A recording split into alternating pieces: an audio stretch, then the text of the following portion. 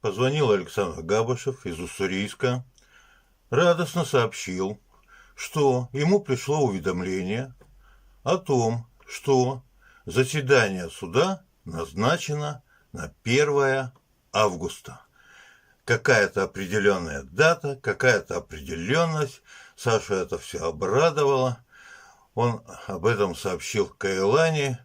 Голос, естественно, был радостный, но записывать свой разговор он попросил ей записывать, потому что в палате 8 человек, палата на 8 человек, там слышен шум, гам и все такое.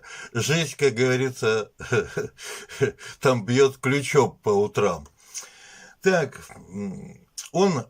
ему Каэлана рассказала, что я зачитал письмо, в котором он благодарил поименно тех, кто ему присылал посылки, письма, поздравления, там, сообщения.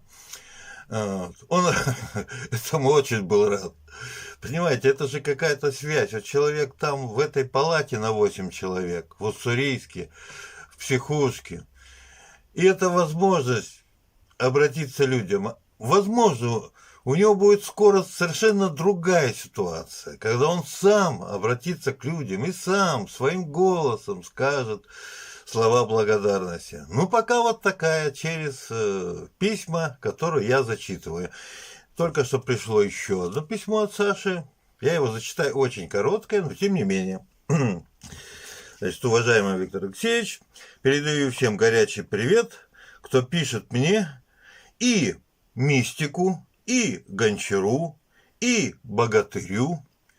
Всем успехов на своем поприще. Крапивницкой Инне Владимировне из Беларуси, Костюченко Светлане из Челябинска, Болотову Тимофею из Санкт-Петербурга и многим другим нашим друзьям. Пусть у них, у всех все будет хорошо. С уважением, Александр Уруй Айхау. Ну что ж, в нашей копилке, в доброй копилке для Саши, у нас есть 14 347 рублей 29 копеек. И если что, и если вдруг 1 августа ему надо будет билет и на проезд, мы ему поможем. Мы его ждем. И есть такое предощущение, что освобождение Александра Габышева приближается.